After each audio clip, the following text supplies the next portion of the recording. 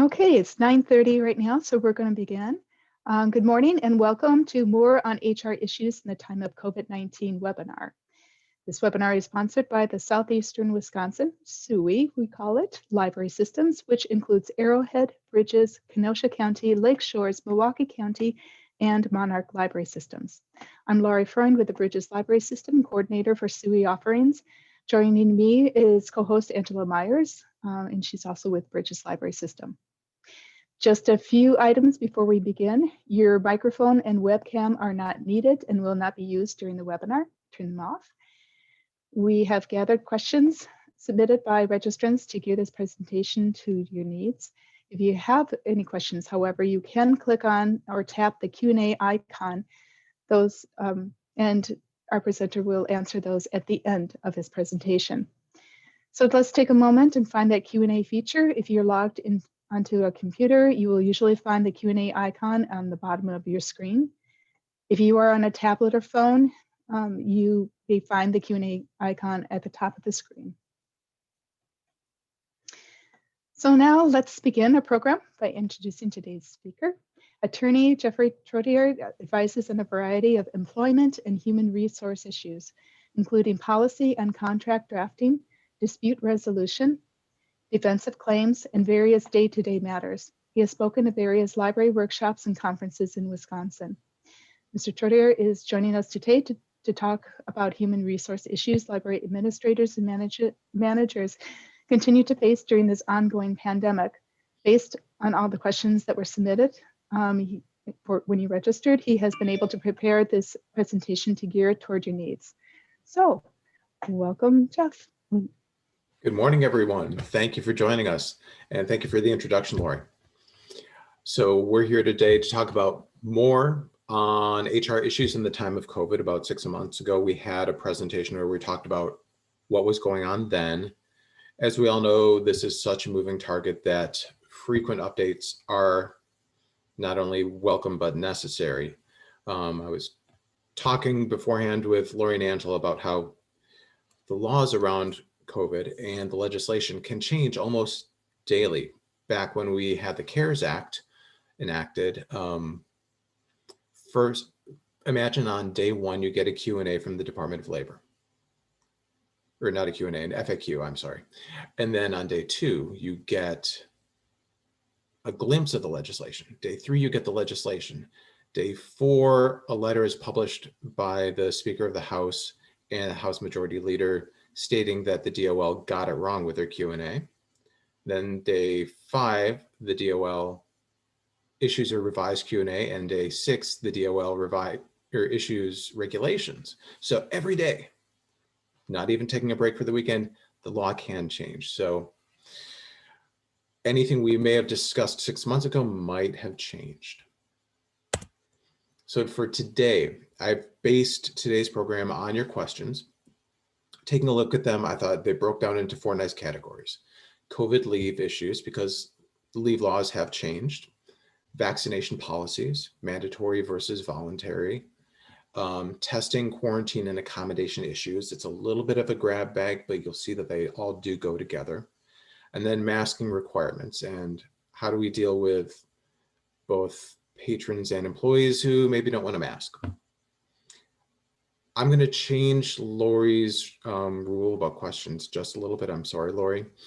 I'm going to take questions at the end of every slide, just to make sure that we are not going back to a topic we've already discussed. So please type in questions in the Q&A function as they occur to you. I love questions. Any presentation is always going to be better tailored to your needs if you participate. So please feel free to use that. Just because you didn't get the question in before the deadline doesn't mean I wouldn't love to answer it today if I can. Great. So let's start off with where are we with paid and unpaid leave?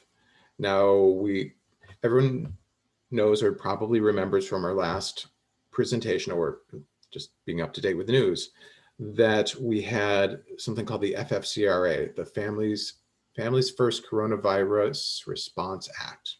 Under that act, we had 2 types of leave: Employee Paid Sick Leave Act leave, which was 2 weeks for any employee who was ill or who had a family member, not ill, who had COVID, or a family member with COVID, or they suspected to have COVID. If they needed to take time off, they would get full-time pay or up to $511 a day. Then we also had the Emergency Family and Medical Leave Act, Expansion Act, and that provided for paid leave for employees who needed to stay home with their children whose schools were closed, daycare was closed, summer programs were closed. So as of December 31st, all of that leave expired. Those acts expired. There's no more obligation to provide it. There's no more entitlement to that leave. But we still do have that need for leave out there. So that mandated paid leave is no longer available. However, you can voluntarily provide that leave. That's fine. That's welcome. That's very kind, actually. The payoff, or the kind of what the employer got out of that bargain, was they're giving paid leave, which they didn't before. Maybe they couldn't afford it before. Maybe they still can't afford it. But they were able to take a tax credit against payroll tax in a dollar for dollar amount. If the leave occurs in Q1, then they take that credit in Q2. And then they can roll over that credit for a number of quarters until that credit is exhausted. Tax credits now are extended through March 31st of 2021. It's for private employers who voluntarily provide paid leave for FFCRA qualifying reasons through the recent COVID Relief Act. I have not read that applies through governmental employers at this point. So we're waiting for clarification on that. But if it does, you do, of course, have to mirror that leave that was available under the FFCRA. You can't give a lesser amount of leave. For example, under the FFCRA and the Employee Paid Sick Leave Act, it was 2 weeks of leave for the employer or for the employee. Well, if you say we're only going to give you 1 week of leave, or we're only going to pay you half time, then that's not going to be sufficient to get you the credit. You have to provide the entire amount of leave available that would have been available under the Employee Paid Sick Leave Act. Interesting rub, though. You can provide leave equal to what they would have gotten under the Employee Paid Sick Leave Act, but not provide leave that they would have gotten under the Emergency Family and Medical Leave Expansion Act.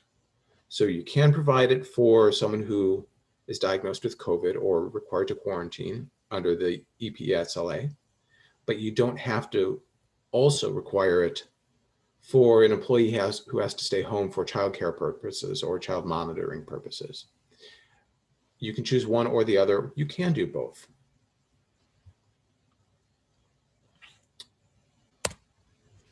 So what do we do now with that? Really consider the benefit of whether you want to provide FFCRA-like leave, either in whole or in part. So under just the EPSLA or just the EFML EA, or both, and then get the tax credits. What will you get out of that? Will that create the kind of employment situation that you want to foster? Will that help you retain your employees and create a better morale situation? If so, really define the type of paid time off that is available and for how long. Put this into a policy, put it in writing, and publish it to your employees so that it's clear. Be aware, though, that this expansion or this extension of the payroll tax credit is only available through March 31, 2021. That's as far as that legislation authorized it. So, which brings me down to our last bullet point here, which is our rule for everything we talk about today. Stay tuned for further expansion of paid leave and extension of tax credits, because like I said, this legislation is constantly being introduced, being changed. We're getting different regulations from the DOL and then different FAQ documents, which then expand on the regulations, even though they don't have the force of law. We do look at them for guidance. So in that policy, make sure you do address eligibility, just like you did under your FFCRA leave policy. So make it just as clear as it was before. Ask about prior leave use and coordinate that with prior leave use. So if they've already taken 2 weeks off for FFCRA leave, maybe they're no longer eligible. Do you want to give them another bucket of leave available? Or do you want to just say, well, this is an extension of the leave, so if you've already used up that leave, you're not eligible for more? Be clear in your policy, because otherwise you'll have employees saying, you're giving me a new right, I have a right to more leave. And because I'm a lawyer, I live and die and thrive on documentation. I want one of those little mugs that say, I love documents. So make sure you're clear in that policy what documentation requirements there are. Leave should never be provided just on an employee's say-so. You always need documentation if it's for their health reason, if they have a COVID diagnosis, if they're waiting to be tested, if they're waiting for a test result, if the doctor said that they should be quarantined. All of that should be documented in some kind of note from the doctor.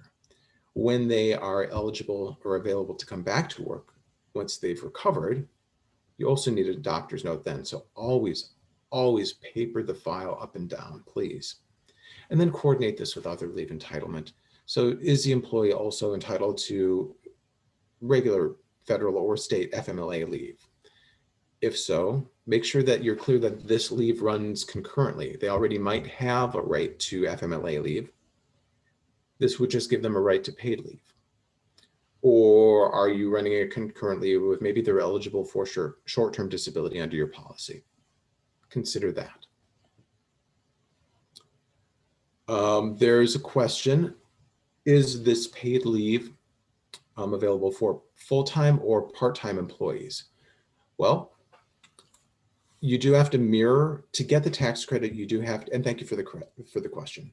To get the tax credit, you do have to mirror what would have been available under the FFCRA. Under the FFCRA, a full-time employee gets their full-time pay for 2 weeks under the Employee Paid Sick Leave Act, up to $511 a day. So they get the lesser of the two. That would be for a full-time employee. For a part-time employee, they would get that prorated. Same for employee paid, the FMLA expansion leave. So if an employee needs to stay home because their kids are home, then they would get, a full-time employee would get up to $200 a day or 2/3 of their daily pay, the lesser of the two. So a part-time employee would get a prorated amount of that. So if you want the tax credit, you have to offer that to both part-time and full-time, just prorated.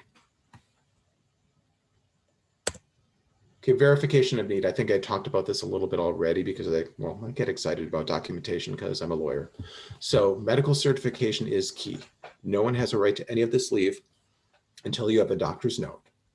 If it's for a child staying home, then they need to provide proof from the school that the school is closed, that they are on virtual schooling, if the daycare is closed. So you need, or you can require them to provide that documentation. That's my recommendation. Also, if it is a child that is staying home for virtual schooling and they need to be around, have them verify that that child is under the age of 18, because the parents don't need to be around if they're 18 or older.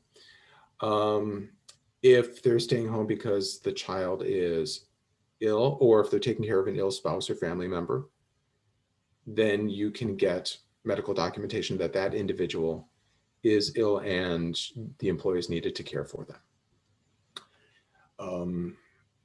What if the employee is sick, but they could work remotely? If you think they could work remotely, offer that. It's always a preference that they continue working. And if they say, I can't work remotely, I'm that sick, tell them, well, I need a doctor's note saying that you can't work remotely. The doctor undoubtedly will provide it. but make them get you the documentation. You have a right to that. So leave management takeaways. First, assess the value of the paid or unpaid leave as an integral part of your COVID workplace safety program. Please have a COVID safety program in place and in writing. We talked about that a lot during the last presentation, so I won't run you through the requirements again. But encourage your sick employees to stay home. You have a right as an employer. If your employee is sick, whether it's COVID or not, say, go home. You're sick. Don't get the rest of us sick. If you're sick, I'm sending you home. It doesn't have to be sending them home with pay unless there's like a collective bargaining agreement in place that you have to consider. Have a clear policy of available leaves that you have distributed to your employees, both paid and unpaid. Maybe you already have one through your employee handbook, but maybe you need to update it to account for COVID-related leave. Identify those qualifying circumstances and dates in your policy. Make it clear that if you are providing FFCRA-like leave, that policy is only in place through March 31, 2021, because you will want to reevaluate once we get legislation that either extends, maybe modifies it, or maybe we don't get it extended and it just ends. Do you still want to provide that leave once it ends? Maybe you do, maybe you don't, but that's a policy consideration that you need to mull over and come to a decision on. Continue to monitor proposed legislation that may become law, requiring expanded paid leave and extending tax credits. At the I think it's actually the second last slide, there's a link that I've provided to our client alerts that my law firm, Von Briesen, you can see it up there, we offer, so that if you sign up there, they will keep you up to date as to any changes in the law. We're pretty good at keeping on top of that. Okay, let's get to the questions that you all have sent me. Again, thank you for sending these questions about leave. First question, very on point. Now that the FMLA extension is over, how should or can we compensate employees who must quarantine due to contact? Do we provide them sick leave? Are they eligible for unemployment? Well, you can always continue to pay them. If they can work remotely, have them work remotely and pay them for that. We previously discussed remote work agreements, but definitely have a written agreement in place or a policy for anyone who works remotely. If they are an hourly worker, have them sign in, have some kind of electronic sign in. Most payroll programs have a remote sign in, so you can log your time through ADP or Paychex or Paylocity or whatever your program is. You can permit them to use PTO, even if it varies from your PTO requirements. Maybe you have a requirement that they have to ask in advance to exercise PTO. Maybe you waive that so they can continue to have some compensation. I'm a little uncomfortable varying from a policy where if you don't let your employees borrow against PTO, I don't recommend doing that as a general rule anyway. Some people do. That is an option. It's not my favorite option because it's messy. What if the employee quits or is unable to come back? Then you're in the situation of, do I try and get them to repay that PTO that they didn't have a right to? I have to go to small claims court. Is it really worth the administrative hassle? So consider that. Do you have paid sick leave? This would be a great time to then permit that. Do you have short-term disability leave, and would they be eligible for that? Probably they won't be eligible for unemployment compensation. Unemployment comp is something that changes daily. Our Department of Workforce Development has been very under the gun trying to catch up. And they've actually, I think this just came out yesterday, that they are again waiving the 1 week waiting period to qualify for unemployment comp. So that's how quickly they do change things. But even if they were able to qualify for unemployment comp, and they probably couldn't because you have to be eligible and available for work. If you're quarantined, you're not available. They probably wouldn't be able to get unemployment comp. So really compensation, either let them use PTO or paid sick leave if you have it, or consult with your insurance broker and see if they would be eligible for short-term disability. So next question, our part-time staff aren't available for sick time. What can we do if they or family members have COVID? Well, frankly, I mean, it's not required that you provide that at all. It used to be required that if they were part-time, they would be eligible for employee paid sick leave, but obviously that's no longer the case. Again, stay tuned because legislation changes all the time. But if you are voluntarily providing that and getting the tax credit, then you should allow that also for your part-time employees. Otherwise, you can't get the tax credit. You can always be more generous than the law requires. You could just give them unpaid leave. What we're really seeing, the trend is if employers don't want to or just financially can't provide a lot of paid sick leave, then they at least waive their absence penalties and their attendance policies so they don't ding anyone for not showing up. But make sure those employees at least provide you a doctor's note stating that they're quarantined or they have a family member who's sick who needs them around to take care. What to do if an employee has been laid off by a doctor and is getting paid normally but does not appear to be working from home? I had a little bit of trouble, I'm going to be honest, understanding this question, so I'm going to try and read it a couple different ways. The Q&A function is anonymous, so we won't see who actually puts the question in there. So if the questioner wants to help me through this, I welcome your posts in the Q&A. So I'm reading this. So if the employee has been laid off by an MD, so if the employee has been put on leave by the MD, so the doctor said this employee needs to have 2 weeks off to quarantine or recover or something like that, in that case,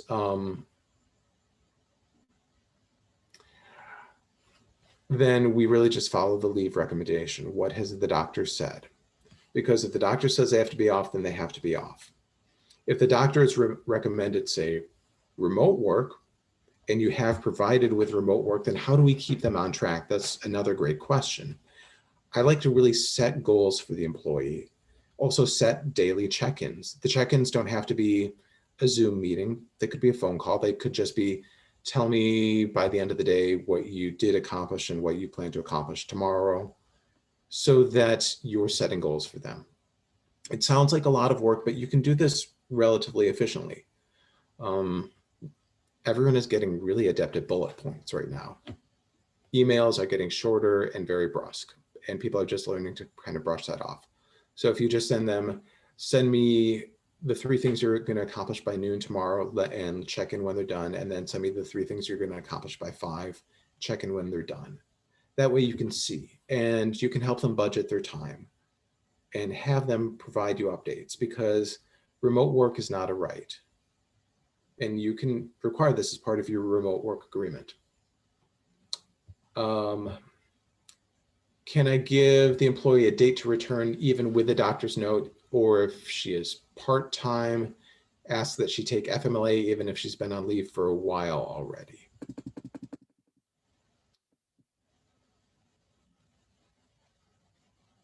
Okay, for that, first, I would ask for documentation of when the employee can actually come back and get a set date from the doctor. So whenever an employee is out on leave for any reason ever, whether it's COVID or not, have them provide medical certification of when they're out, why they're out. A lot of them say, oh, HIPAA, I can't tell you that, or you can ask that, that's fine.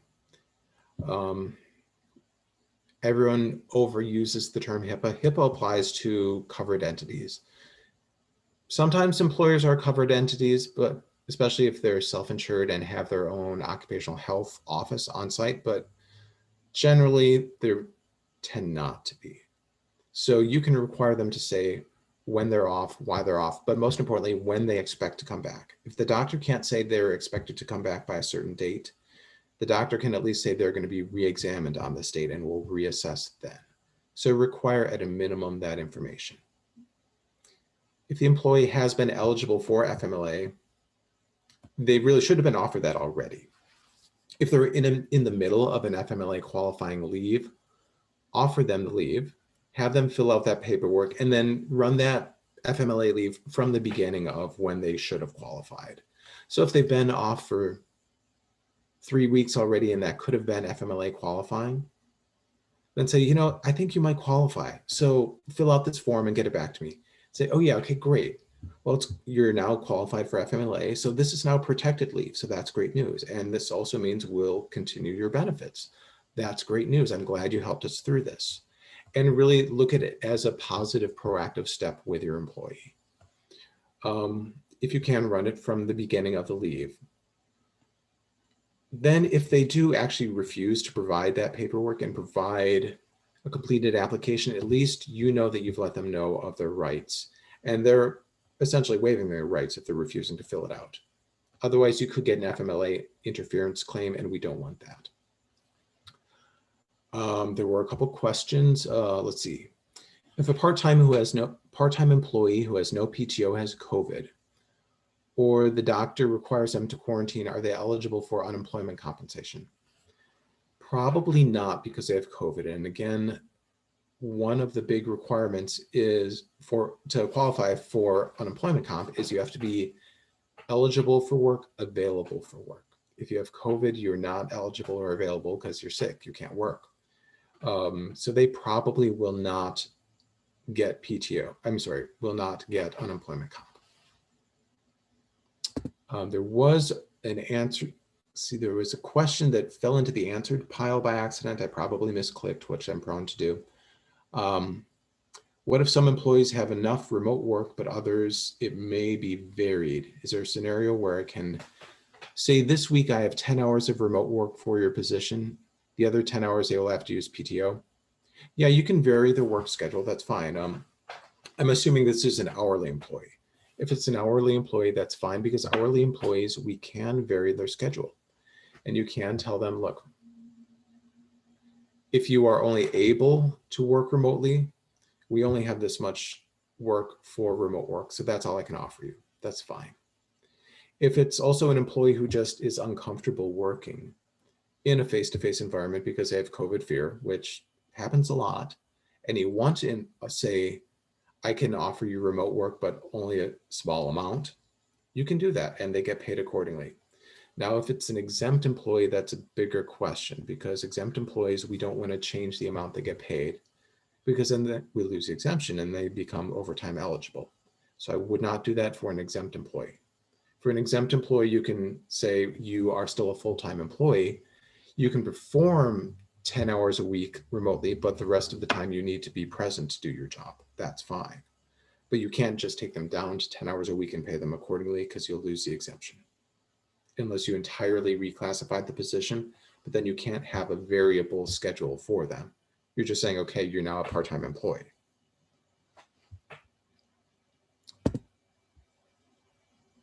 Okay, so I think those are all the questions. I think actually there was a question I neglected to put on the leave questions here, but was a really good question I want to get to, which is, what do I need to require in the form of documentation from an employee? No, I did get that. Okay, never mind. Sorry. But anyway, documents for someone who's going home sick, document if they need a COVID test, document if the COVID test has been ordered by the doctor, document once they get that COVID test result if it's negative, and then they can come back to work. If it's a positive test result, get that documented. If it's positive and then the doctor eventually says they can return to work, get a note from the doctor saying this is when they can come back to work and that they are safe to be in the workplace. All of that should be documented. If an employee has a disability and needs a reasonable accommodation like extended leave to recover, a shorter shift, maybe remote work, document all of that. In short, document everything. Vaccination programs. Okay, the big question with vaccination programs. Question 1, should I have one? Question 2, should it be mandatory or voluntary? And there are benefits and drawbacks to both. The nice thing about vaccination programs is it's not a brand new topic, because a lot of employers, especially in the healthcare space, which this is not, had mandatory flu vaccine programs. So we kind of got the lay of the land through that. So the nice thing about mandatory vaccination programs, it does protect the workplace and it promotes community health, especially a communal gathering spot like a library. That's a great thing. It reduces the costs of absences and lost productivity. It does protect somewhat against liability. It's hard to say you caused me to get COVID from coming into the workplace when you are providing this mandatory vaccine. It might satisfy your safe place duty. You do have, under Wisconsin law, an obligation to provide a safe place to work. It at least provides a safer workplace. When we look, though, at voluntary vaccination programs, there's a lower administrative burden, because with mandatory, we have to provide a process to go through. If someone doesn't want the vaccine, we have to let them say why they don't want it. Do they have a disability which would contraindicate the vaccine? Do they have religious objections to the vaccine? Do we have to reasonably accommodate either? Do they have a right to appeal whether or not they've been granted an exemption? That's a whole rubric you have to have in place for a mandatory program. You don't need that for a voluntary vaccine program. Employee morale and retention. It helps with retention because you're saying, hey, we're encouraging this. Maybe we're even providing this for you. But you also, if it's not mandatory, employees don't like to be told what to do, especially bodily autonomy is a big deal. So they don't like to be told you must do this. You have a lower liability of risk for individual claims. So you get closer to providing that safer workplace. And you will have a lesser impact on your vaccination program from vaccine shortages. So a mandatory vaccination program. I hinted at this in the last slide. Develop an administration plan, including for mandatory processing of exemptions. So again, and we learned this through flu vaccines, we get a lot of people who say with flu vaccines, it was mainly, there was, I think, one autoimmune disease, it might have been Guillain-Barré, but don't quote me on that, where it was contraindicated, but also when it was an egg-based vaccine, if you had an egg allergy, then you couldn't have the flu vaccine. They later developed an egg-free vaccine. But we saw a lot of cases too with religious objections to the flu vaccine. Frankly, a lot of the objections were coming from anti-vaxxers, and there was a lot of inaccurate information out there on anti-vax websites. But the point is, you do need to have a program in place, laying all of that aside, where an employee has an opportunity to object and say, this is why. You have someone who's qualified really review the objection and see, is there a way around it? Can we reasonably accommodate it? Or is the objection not really founded in science? So that brings me to the second point, consider the benefits of a third-party administrator. They can provide someone who has a scientific background who can make that determination. I also like to provide an opportunity to appeal. If someone has been denied an exemption, let them appeal. Let them bring in their own evidence. If it's a religious exemption, maybe they want to bring in support from their rabbi, pastor, imam, someone like that. Encourage buy-in and have a plan to diffuse conflict about this. I like to really provide employees with scientific information behind the vaccine, why it's effective, why it is safe, what it does, how it's helpful. If you can minimize or eliminate the vaccination costs, that's even better. I think you should also plan for needed time off. And do you want to make that paid time off or not? Because All preliminary reports are the first shot, you're gonna have a really sore shoulder for a day or two. Okay, that's probably okay. But the second shot, you can have anywhere from a day to several days of really feeling really crummy and not wanting to come to work. So do you plan for having some time off for that employee? Do you say, let's make sure we increase our coverage because we know we're going to have some employees off? Do you offer them PTO for those days? So think about that beforehand and what costs can you bear? Continue to require and provide PPE and distancing and really educate and train your workforce on this. So for voluntary programs, do we want incentives or encouragement? Consider the culture in determining the type and amount of incentive that might be effective. That incentive could be paid time off for a day or two to recover from the second vaccine. But be aware significant incentives may create an involuntary program. If the incentives are so great that someone's going to think,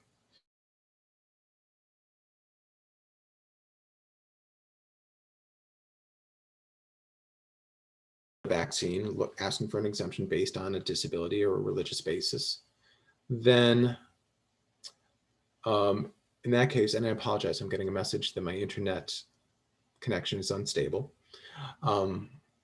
Then you may have to still provide that incentive to someone who's opted out if they ask for it. Educate your employees again regarding scientific information. Provide logistical information about where and how to get vaccinated. Give them a list. Tell them who they should call to get an appointment. Maybe we'll get to a point where we have vendors who can bring that on site. That's not the case now, though. If we can, then consider that on-site third-party clinic. And again, talk about paid and unpaid time off, both to get the vaccine and then recovery time. Navigating your vaccine program. Remember, one size does not fit all. Consider your workplace, consider the dynamics, consider the personalities.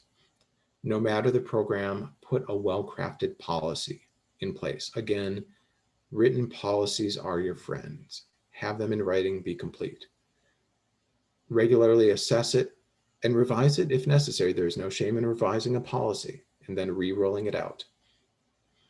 Be aware of federal, state, and local mandates because, again, this stuff, it's a moving target.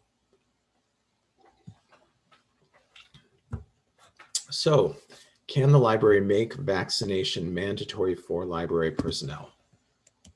Excellent question. Yes, you can.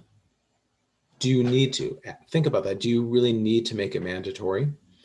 How is it related to your mission for the organization? I think because you are generally publicly facing organizations, and you probably could make a case for statistically, those who come to the library may be in statistical groups where they are more vulnerable populations. Older people may make more use of the library, and so they fall in those categories where they are more at risk. That could be part of your mission. So maybe that means you do need to make it mandatory.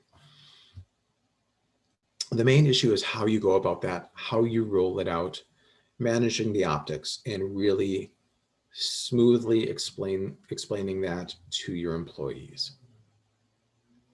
And then, of course, having a written policy about it. In that policy, make sure that you do have an exemption application and appeal process referenced. So when people start getting vaccinations and have their needed doses, then they obviously don't need to wear masks, correct? No, that is not correct. Please still require masks. First of all, the COVID vaccine is not a 100% guarantee you won't get it, transmit it. And also, your patrons won't know who is vaccinated and who is not. So this will just eliminate a lot of conflict. You take some optics management out of the game that way. Also, there are new variants and we can't account for whether or not they will be covered by the vaccine. Also, it's very hard to explain to your patrons they must wear masks when your employees aren't. Will there be an effort needed to have people mask up once the vaccine is prevalent? There will always be people who refuse the vaccine. So we won't know who is vaccinated and who is not. Also, let's remember that it is still the law that you have to mask up. That's the law in Wisconsin. Yes, the legislature rolled back the previous executive order, but then the governor issued one the next morning. So we still do have a mask mandate. Also, many municipalities have mask mandates. I live in Milwaukee, so we have a mask mandate as well. Again, there are variants that the vaccine might not cover. We don't know. And it's going to take a long, long time for everyone to get the vaccine. Latest news was probably by the end of 2021, most people will be vaccinated. But again, those statistics change so often that I'm sure what I just said, even though I read it yesterday, is already out of date. We can't legally ask people if they've been vaccinated or not, correct? That is correct. You cannot do this, nor can you require that your patrons be vaccinated for entry. That's really too invasive. You can't necessarily, even though you can have a mandatory vaccine program, you still have to allow for employees who might have a religious exemption or a health-related exemption. So, and I see no open questions, so I'm going to move on to COVID testing, quarantine, and accommodation. So testing, like any kind of medical testing in the workplace under the Americans with Disabilities Act and the Wisconsin Fair Employment Act must be accurate and reliable. It must be job related and consistent with business necessity. Now, for everyone who is public facing, you can make a good argument that it is job related and consistent with business necessity. And we've established that COVID testing at this point, for the most part, is accurate and reliable. The earlier tests that were just nasal swab tests were not so accurate. I think they were about 85%, but NG tests have proven to be, although invasive, accurate and reliable. So we need to consider uniformity of our testing. Who is going to be tested? Do all employees need to be tested? Do they need to be regularly tested? How are we compensating for that testing time? If they're an hourly employee, consider whether you want to compensate for that. Is this time out of their normal schedule? Do you say your shift starts at 8 and that shift is going to start when you get to that testing appointment that you've made at 8? Really think about how you want to lay that out and consider if it is compensable time. I would say better safe than sorry on this one, because for a small amount of compensable time, you can avoid a very expensive wage and hour lawsuit. Think about what testing procedures and documentation you want. What is the consequence of a positive result? Do you tell them, okay, you're quarantined for 14 days? Are you quarantined until the doctor says you can come back to work? Answer, yes, that is the right one to go with. Or do you say you're quarantined until you get a negative test? My recommendation is tell them, okay, if you have a positive test, you're quarantined and you can't come back to work until either your doctor says you are clear or you can provide a negative test. But we need documentation either way, one or the other, or you're not walking back through that door. If they can work remotely during that time period, of course, allow them to do so. What do you do if your employee refuses to get tested? Then they're off the schedule until they get tested, period, the end.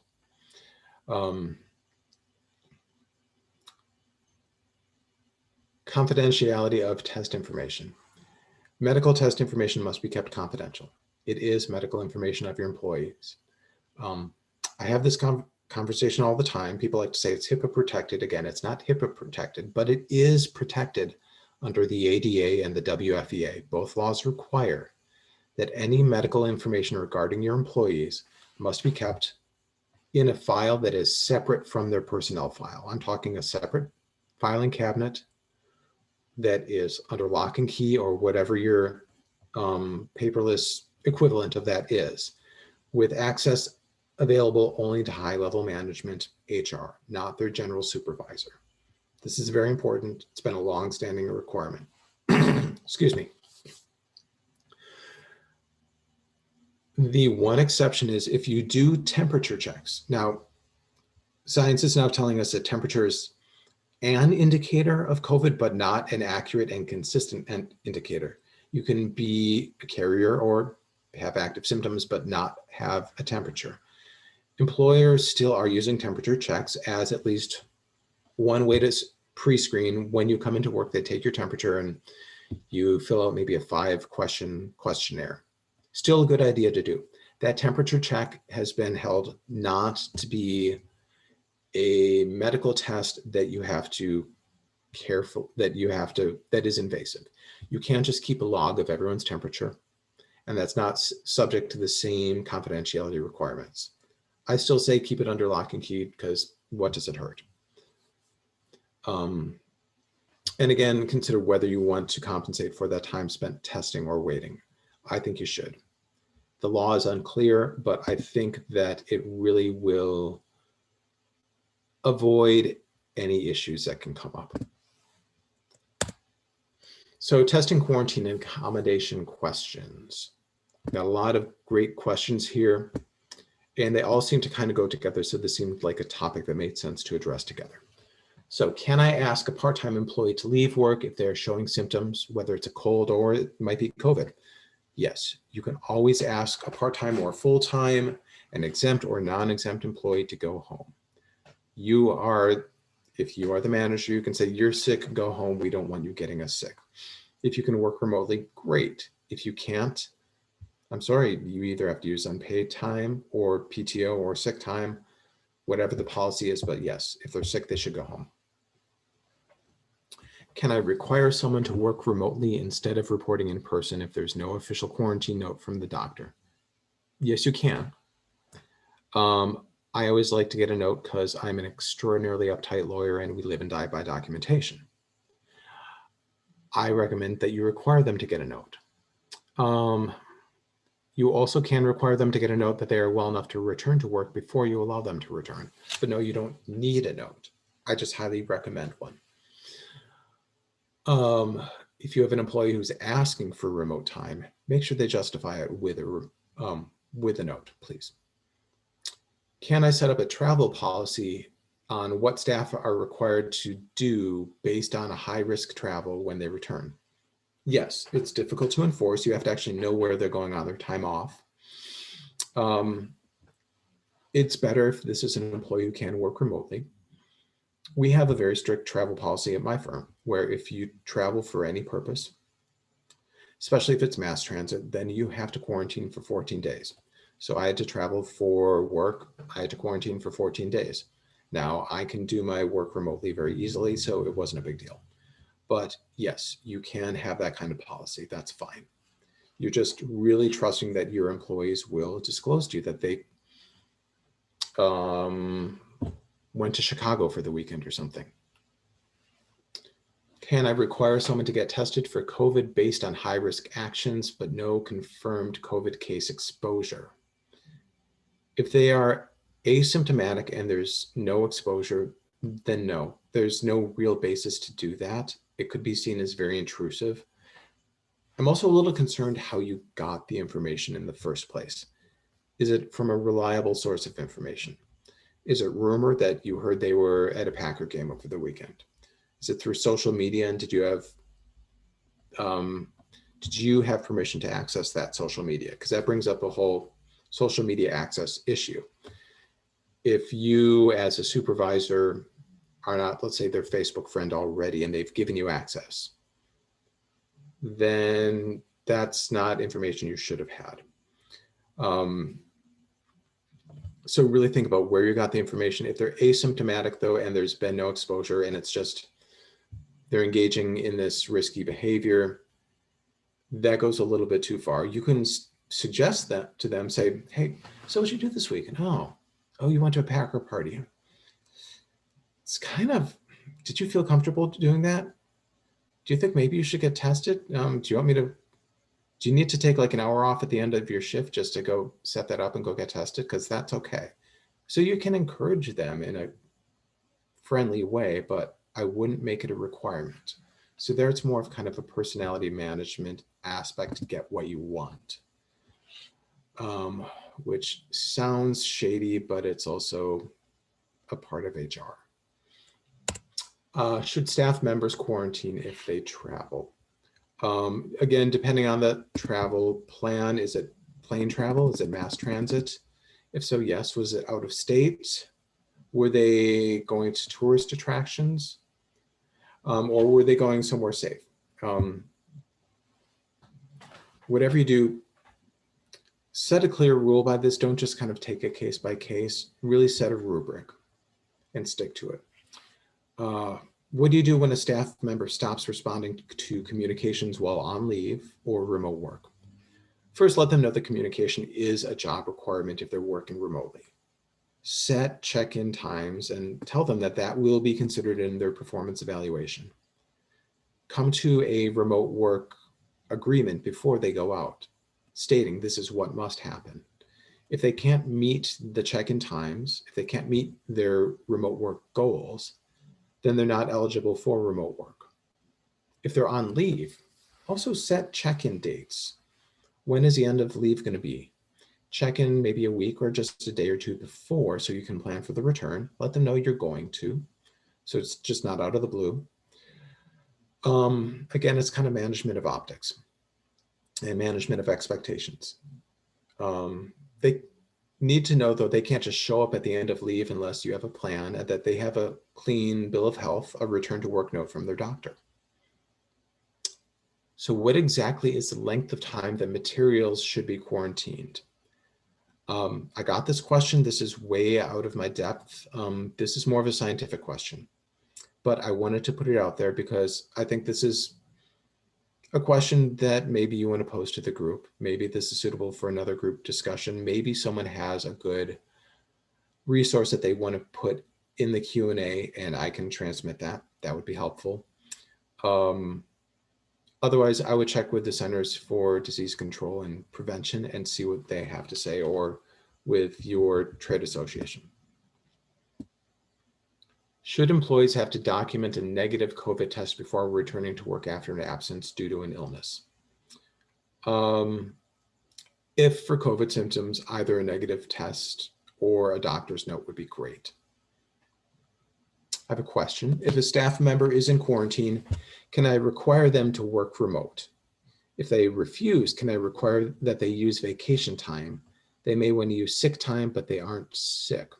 Okay, thank you for the question. There's a few different scenarios I want to pull from this.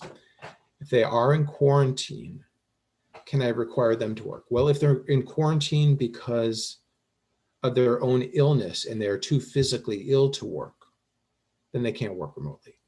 But if they aren't too physically ill to work, they're just shedding the virus, or maybe they're in quarantine because they have a household member who is COVID positive, then you can require them to work remote, and if they're able, great. If they refuse, can you require them to use vacation time? Depending on your policy, you might be able to. Because we don't have mandatory leave under the FFCRA anymore, you could tell them to burn their PTO, but I would look at what your policy says. If that's something you can do under the policy, great. So give that another look. If they want to use sick time instead of vacation time, and you have that differentiation in their policy, but they aren't the ones sick, think about what you've done for other employees. Have you let other employees who take time off to care for an ill family member and you let them use sick time? Then you should treat them the same. Otherwise, I don't want you to get a discrimination complaint. Are you an FMLA eligible employer? And could this be considered taking time off to care for a sick family member or a family member with a serious health condition? Under those circumstances, they would be permitted to burn available leave at their discretion for the first 2 weeks, and after the those first 2 weeks you fall under just federal leave, at that point you could require them to. So it's their choice for the first 2 weeks because that's when state leave would be concurrent, which is a much longer discussion because the FMLA, I've given 3-hour lectures on before. Riveting stuff. But, so those are kind of the variables there. Another question says you can't get another COVID test after a positive result for 90 days, even if you are no longer symptomatic and considered contagious, the virus can still show up on a test. That's valuable information. Okay, thank you.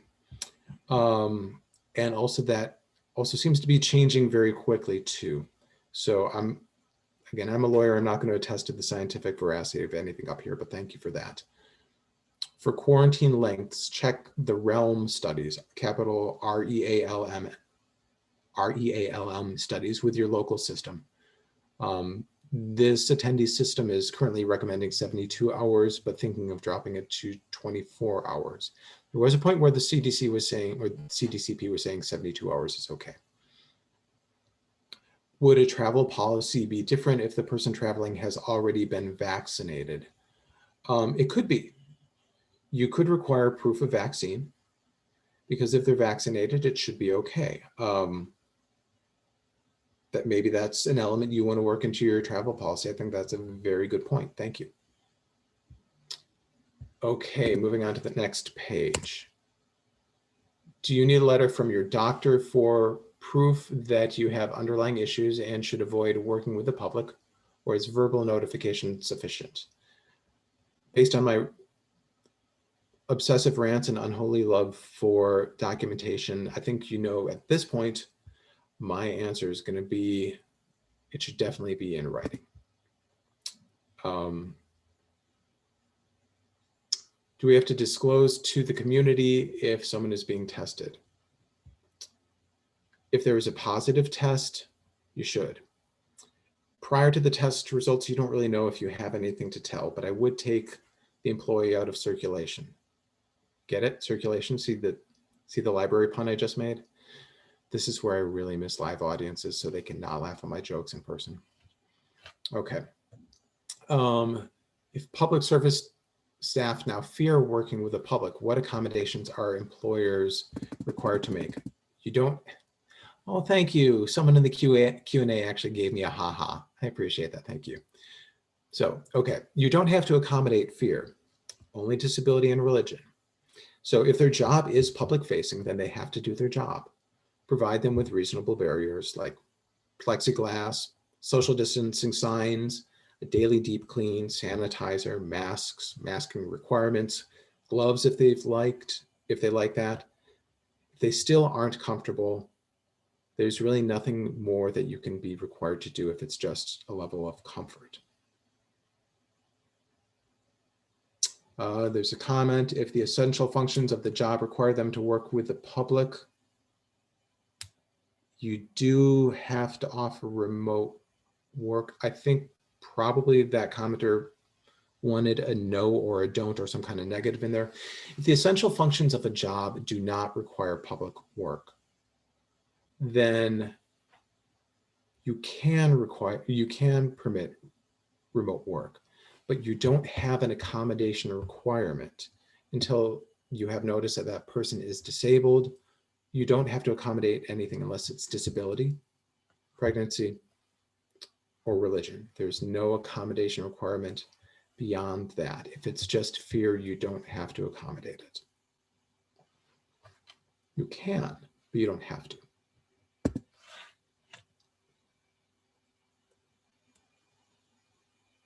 Okay, we have an essential function of the job. Okay, thank you. Okay, masking. The emergency order is still in place, so there still are masking requirements. We're getting towards the end, so I'm going to cruise through this.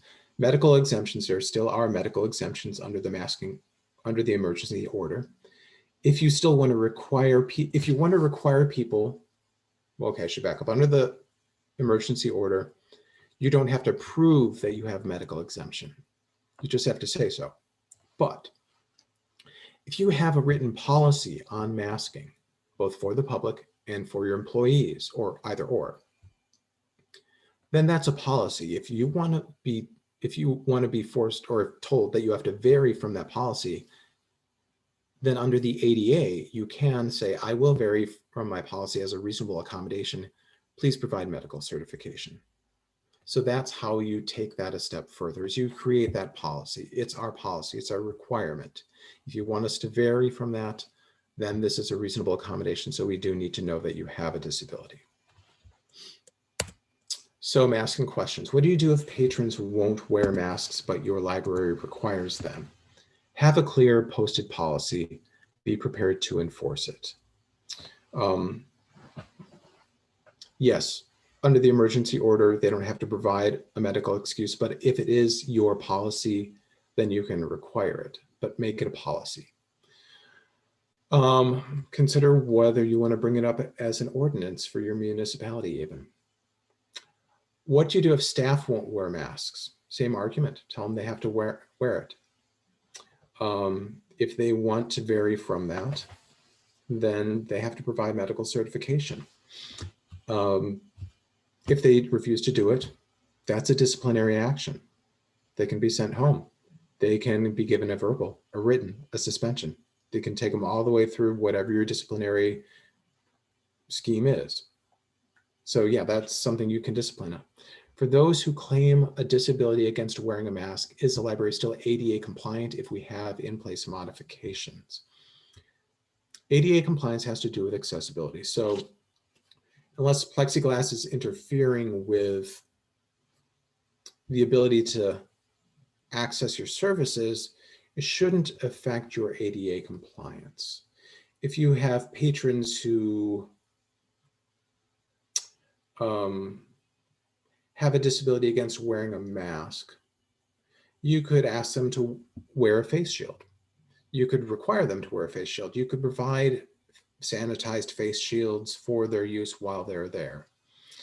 Or you could also provide curbside service. With curbside service, maybe they just really want to be in the library. Maybe it's a gathering place. Maybe you provide certain hours for people who can't mask. Maybe you provide senior hours. Maybe you provide a certain area, certain carols or certain study rooms. Or maybe you really ask them, okay, what is it you want to do here? How can we accommodate that? Can we just help you through curbside service? But really think about designated places and times. What do we say to patrons who aren't wearing a mask and say they have a medical excuse? Well, if you have a policy requiring masks, tell them it's a policy. Or again, offer them a face shield. A lot of people, if you offer them the face shield, will take it because they know you're trying to work with them.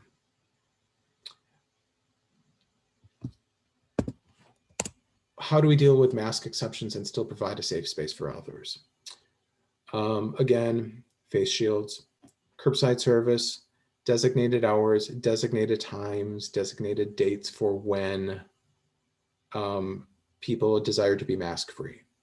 And then maybe shut down for an hour after that and do a deep clean. Are we at risk for a lawsuit if we ask unmasked patrons to leave if we offer curbside services and outdoor returns 24/7?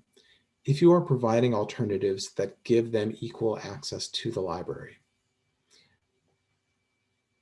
there's always a risk for a lawsuit all the time.